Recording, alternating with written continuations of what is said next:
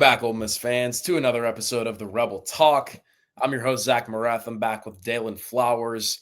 It's been a great Monday, guys. We're coming off the Washington State game, which I don't know about you all, but, it was kind of a heart attack sitting there in Vaught-Hemingway. But we escaped, right? Ole Miss escaped. They are undefeated, and they've given themselves a chance to, again, remain in this playoff picture, which at one point I didn't even think was, realistic for this team after losing so many guys to the draft and whatnot. So Ole Miss has done a great job. Obviously, there's a lot of questions, controversy, student section, quarterback room. We're going to get into all that. First and foremost, Daylan, I want your, overall takeaways from the game. Could be good, bad, great. What do you think that you saw, on the field on Saturday? And a lot of things that I saw were pretty uncharacteristic, but I want to hear your thoughts first. Yeah, excuse my voice, everyone. I'm dealing with some sinus problems, as you can hear.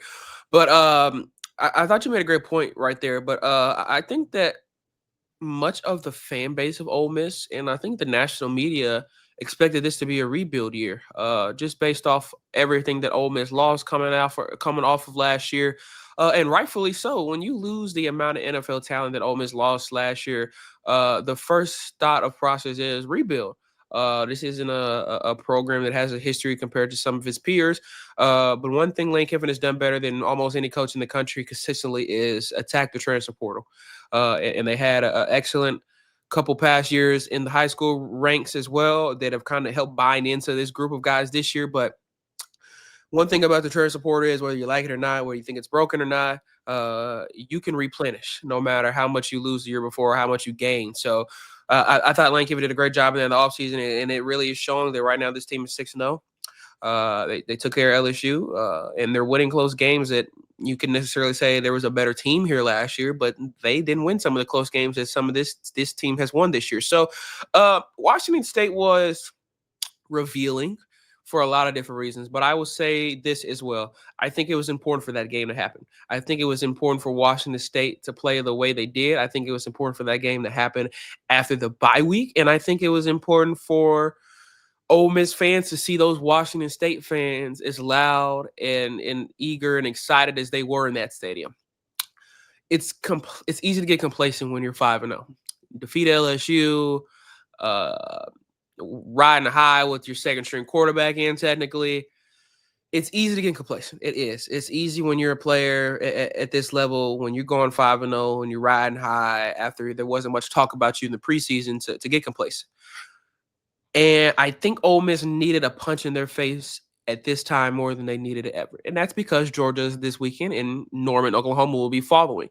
I think Washington State provided that. But it also revealed a lot of things that I think we had already seen throughout the start of the season, but as well as some things that we did. Firstly, I want to start with the defense before I get into offense. I think the run game, in terms of stopping the run game for the Pete Golding defense, has to get better. I think that there were holes that were filled against Washington State, and I saw them do well against LSU, but LSU doesn't really necessarily have the best run game. And neither did Washington State coming into this game. But I still thought Washington State ran the ball well. I thought that they mixed in some quarterback runs well, and their quarterback even took off on some pass plays when he needed to use his legs, and he even got a touchdown off one of those plays. I think that Ole Miss really has to lock down and hunker on the run game after what they watched against Washington State, and if they want to beat Georgia on the road this weekend. Georgia's going to run the ball down their throats. They're going to run the ball down anyone's throat to their play. That's Kirby's style. It always has been.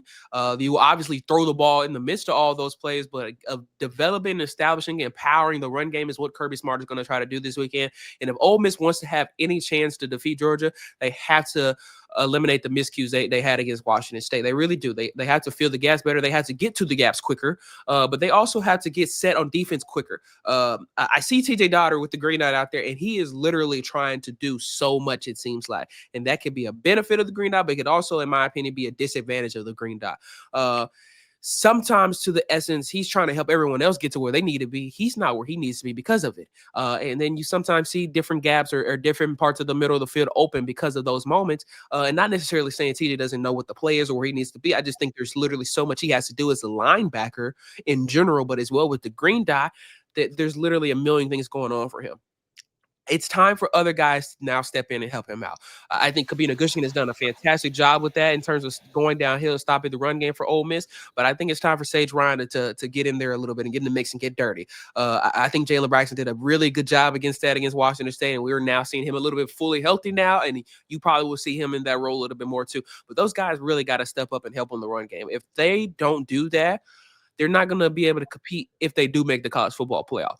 This defense is really good. They have a lot of great players, but essentially stopping that run game is going to give them more opportunities to get in the backfield when Georgia passes the ball or when other teams pass the ball and allow them to get a few more sacks, and they've kind of been lacking on this season. So I think that it was revealing about the Ole Miss defense this weekend in terms of what simply they need to do better. And on the Ole Miss offensive side of the ball, I think that Trinidad Chambers simply showed he was human. I think that everyone was up in riles about him for obvious reasons and for the right reasons. He's been doing a fantastic job throughout his 3 starts before Washington State. And I didn't necessarily think he played horrible against Washington State. Obviously, he had a few overthrows and a few underthrows, but I still thought he held his composure pretty well. I know he had that fumble, I think, right before halftime as well, but I still thought throughout all those moments, he still held his composure and helped good big drives happen and help Ole Miss win this game. You can also look at it in the fashion that this offensive line, if I'm not mistaken, gave him 3 sacks against Washington State, and he'd only been sacked. Trinidad Chambers only been sacked 1 time in his first 3 starts. So that speaks to volumes of how good the offensive line has been, but how critical and how easy it can be for them to face a great opponent with great X's and O's they may not necessarily have the same athletic players on the line of scrimmage, but can make some great X's and O's happen, confuse offensive line, and get in the backfield against Ole Miss. And you're going to see the same thing against Georgia. They obviously have been known to have a stable defense. Kirby Smart is the defensive mind in this country, and they're going to do the same thing. But I didn't think Trinidad Chambers necessarily played bad. I think there were some miscues. I think things happened, but I thought it was needed for that to happen. He showed a little emotion after in the press conference. He was visibly upset. This wasn't the standard that he has for himself and for this team. It wasn't the standard that Lane Kiffin has for this team. And they understood that. But at the end of the day, they won the game. And that's what matters the most. But they're going to have to adjust strongly if they want to beat Georgia. You cannot come out the gate against Georgia like that if you want to have any chance to win. You have to come out hot. You necessarily don't have to come out and engage it down Georgia's throat and score on every possession, because that's not going to happen. But you have to set the foundation of what the game is going to be, what type of momentum the game is going to be early on against Georgia. And I didn't necessarily see that against Washington State. They struggled early. And I say that because they got down on their first drive to their own end zone and failed to score. Right. When they play Georgia, when they play Oklahoma, when they play some of these other SEC teams, they can't miss on those opportunities. And when you get down that far and you create that much time of possession, you have to score, whether it's 3 points or 7 points. You have to get some type of points on the board, because later on in the game, those points will make a difference, whether it's 3 or 7, like I said. So I think the Ole Miss offense, again, is well needed a punch in their face. I think they needed a little adversity to happen to them, which happened in every phase of the offensive side of the ball, minus Keewan Lacey. And I think they really needed it. So I think that bye week, they got a little comfortable and, maybe just, had a little bit of too much of an off week. But it's back in full rhythm now, and now they understand the tally at hand after Washington State. But I think it was revealing on both sides of the ball to really gauge what they need to do better moving forward. And as well, really quickly, revealing as well how good Oscar Bird is. I want to shout him out. Our punter, the Ole Miss punter, Oscar Bird, had a fantastic game against Washington State. Oh, yeah. Some really bad positional spots, and I thought that he honestly may have been one of the players of the game, just in terms of his abilities and his appearances and what he did with his punts in terms of putting the Washington State offense in some really bad positions. So shout out to Oscar Bird. But I thought the game was really revealing for both the offense and defense, and as well for special teams. Yeah, I mean, I've seen a lot more than I thought of people who are kind of hanging it up on Trinidad and want to see Austin back in there. And I understand it. To an extent, right? Look, Austin, he's 19. He's got a huge arm. He's finally seems to be pretty close to 100% back from injury. I just don't think people are taking in the actual tangibles of this week. You're going to Athens and you want to start a quarterback who hasn't played in a month or two. It doesn't really make sense to me. I think Trinidad has proven time and time again that he can get himself out of poor situations. I know the arm wasn't there this week. I know the scrambling wasn't exactly there this week, but It's plays like in that third quarter when he scrambles, finds an outlet, 17-yard touchdown. It's plays like that that have to happen if you want to beat a team like Georgia. And I don't think Austin's ready to make that play yet. I don't think he's quick or as fast as Trent. Guy's one of the fastest guys on the field. He's a quarterback. Daylan said it. This guy's a human being. He didn't have the best week, but it feels like really poor timing to go ahead and pull a 180 and completely switch the quarterbacks. I don't think Lane's going to do that. I'd be surprised. I trust Austin. I just think it makes more sense right now to play Trinidad, given the last 3 or 4 games that he's played, and also taking into consideration that they're coming off the bye, and they're clearly sleepwalking into this game.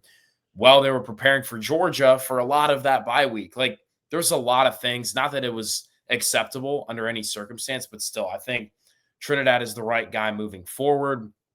Defensively, honestly, that first touchdown was a pretty cool play, Daylan. Like, at some point, you do have to tip your cap to Washington State. Yeah. They had a bye week too, and they don't have Georgia the next week. Like, this is probably their best opponent they're going to play all season.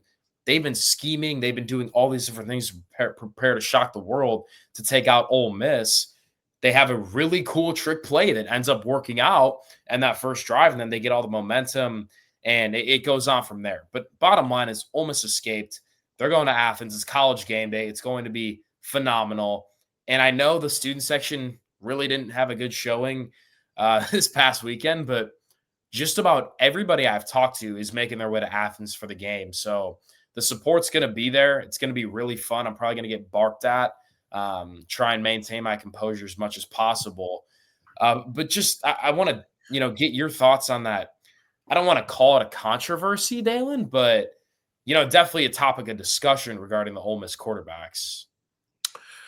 You made a lot of good points, my friend. I think within sports and always within sports is people will build you up to bring you down.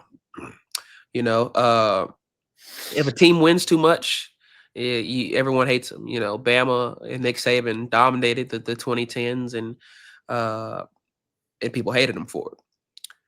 I think that Ole Miss fans love Trinidad Chambers when he's doing everything perfect and when he's controlling the rock and he's ripping and running the ball and passing really well. But then when that moment comes where he makes a few mistakes and shows he's human a little bit, it's where's Austin at? So crazy. Yeah. So sports and sports fans will build you up to bring you down. That's just the harsh reality of the game and what comes with being the starting quarterback for any team at any level. I think that Trinidad Chambers right now should remain the starting quarterback for this Ole Miss Rebels football team. I thought you made a great point about his run, his run for a touchdown. That play wasn't a design quarterback run. He made something out of nothing, and I think you're going to need a guy that can go out there and do that against Georgia, because those plays happened and it changed the game like it did against Washington State, and it helped Ole Miss win essentially. And even though he was having a rough game, he was able to still make something out of nothing and get a touchdown on that drive. And I'm saying that it's making me think about Johnny Manziel 2012 against Alabama. He made a lot of something out of nothing that game, and it helped A&M beat Bama that game. I think Trinidad Chambers has the ability to do that with his arm as well as with his legs. But as well, like I said, there is a play, and I'm not mistaken, it may have been the Caden Lee touchdown where the ball is dropped. The hike is dropped to him, and he has to pick it up off the ground, make something happen. They could have thrown it downfield. I think there was a receiver that may have been open. I think it may have been Deuce Alexander, but he wasn't necessarily open. If he threw it, could have been a pick. He kind of scrambles to the right and finds Caden Lee, and Caden Lee obviously scores that touchdown. If I'm not mistaken, that was that play. But you have a guy right now that you've said this, I've said this, we've talked about this, that this team is believing in. They're rallying around Trinidad Chambers, and they've got his back.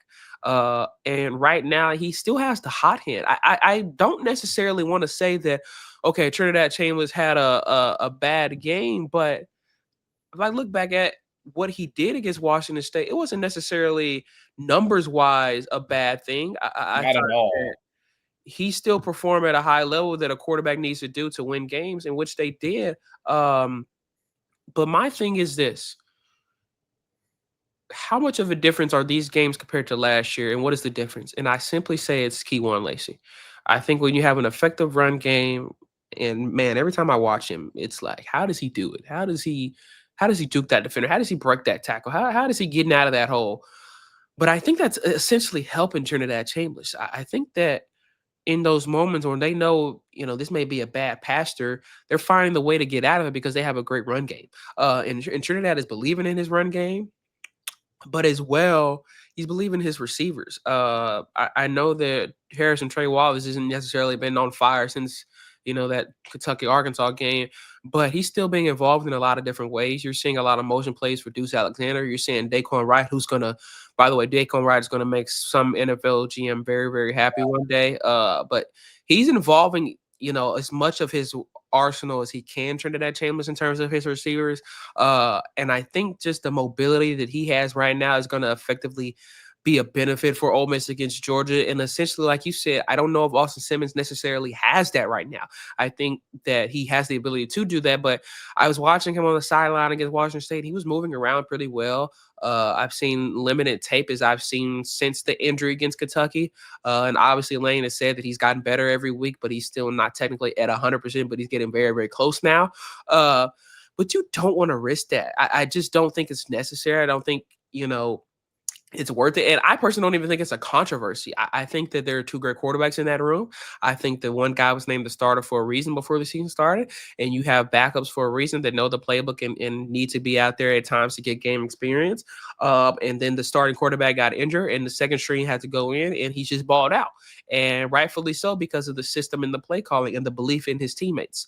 So I don't think it's a controversy. I think that Trinidad Chambers has earned the right to continue being the starting quarterback right now. And I think that this game against Georgia is going to be his first road test. Is going to really open the fan base's eyes in terms of how good he really is and how real good he really can be. So if I'm Lane Kiffin, he's going to continue being Lane Kiffin at the end of the day. So we really won't know who's going to be the starting quarterback until the game starts at 2:30 Saturday. But I'm sure he's going to leave number 6 as a starting quarterback for his football team. Yeah, and I don't know. It feels a little too late to go out and spring that decision upon the team. It doesn't really make a whole lot of sense.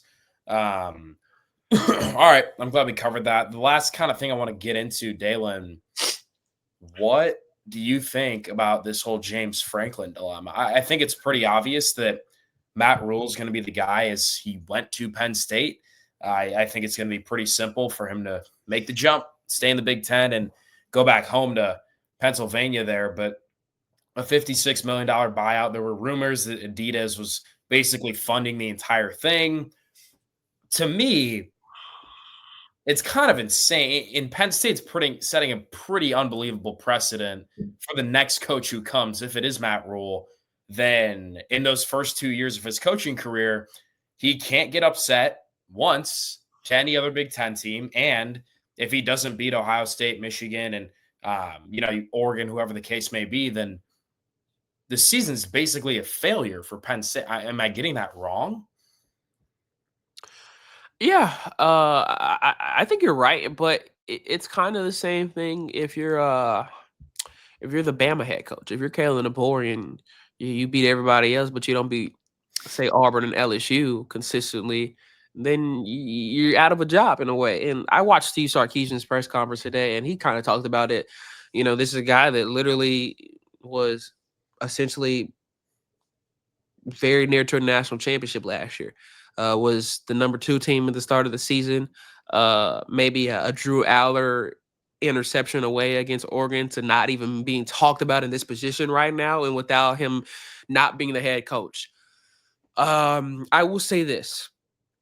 I don't think Penn State made that move without knowing or already having some type of verbal agreement done with whoever the coach may be, whether it's Matt Rhule. I certainly wouldn't be surprised if Kurt Cignati gets that call.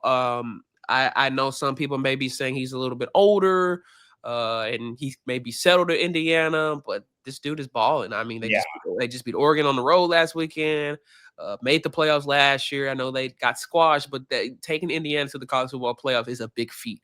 And I wouldn't be surprised if Kirk got that call as well in the Big Ten as well, and knows the dynamic of that area and how to recruit there. But I don't know. I just think if Penn State made that fire, knowing James Franklin's buyout, they have had to, like I said, have some type of verbal agreement with some coach already, because you don't just do that. I get it that there's 3 straight losses for Penn State, and this is not the direction that they wanted to be going, but I get it. You have higher pastors for James Franklin, and he's shown that he should be able to win a national championship, and just has failed short of doing so. But in the middle of the season like that, I just don't think you do that, make that move with that type of buyout, unless you already have some type of agreement with some type of coach in play. But I was making that point earlier about Steve Sarkisian. He was just talking about that it shows you what the business is. That you're never safe no matter what and no matter who you are. And that's the truth. And it's crazy to think about. It really is, because it really sits with you how fast life goes and can change for somebody. Because literally 2 months ago, this was the preseason number 2 team in the country. Everyone's talking about Drew Aller is going to have a breakout year finally, and that they're going to make it to another playoff berth and hopefully reach a national championship game and blah blah blah and all this stuff. And Zach, we're sitting here October 13th, and James Franklin is fired. It's crazy. I will still here say, though, I wasn't completely surprised by the news, though. I know some maybe, but I wasn't. I think that after you lose Northwestern, I wasn't surprised. I think I was surprised that they did it then, in terms of his buyout, instead of maybe waiting until the season was over. And then Drew Allen's obviously out for the rest of the season. It just seems like there's a lot going on within the Penn State conundrum. But I wasn't surprised that he was let go. I obviously thought it was going to be after the season. But it's a crazy world. It's a crazy business. And I think they already have that guy lined up. There's no way they don't. Matt Rule talked about it today and basically said that he's not going to talk about another job and he's happy where he's at and all that good stuff. I've heard it before. I was a really, really big OU fan growing up, and I vividly remember Lincoln Riley basically saying, not necessarily saying he wasn't going anywhere, but he's saying he was happy, he wasn't going to LSU, and then literally I think a few days or a few weeks later he was off to USC. So I've seen it before, I've heard it before. Coaches will always say there's greener pastures somewhere. So we'll see what Penn State does and who they end up actually hiring. But I think the move has already been made internally. And I think that after the Oregon loss, that mindset had already been put into the AD's head at Penn State, to start searching for different outlets. And I think that he probably even was starting to do that in the offseason in terms of, okay, if Franklin doesn't live up to the standard that they have this year, who's going to be the next guy to take over? So it's crazy. And it just reminds you that this is all a business at the end of the day, man. Yeah, it's weird. Like you said, it's just hard to process considering all the hype surrounding that program the past couple of years.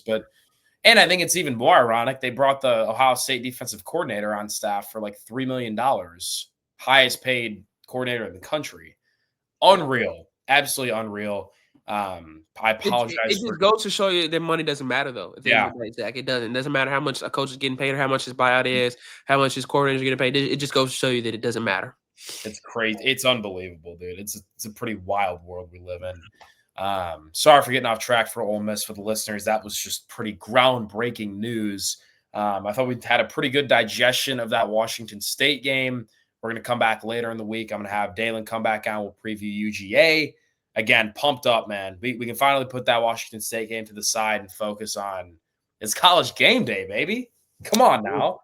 And I'm also looking to get some sort of Georgia insider or Georgia perspective on just to see where their head's at. Because, again, this Georgia team, not that they're not great, but they look beatable compared to, the early 2020 dominance run by Kirby Smart. But that's all I got for you guys. Daylan, anything else, brother?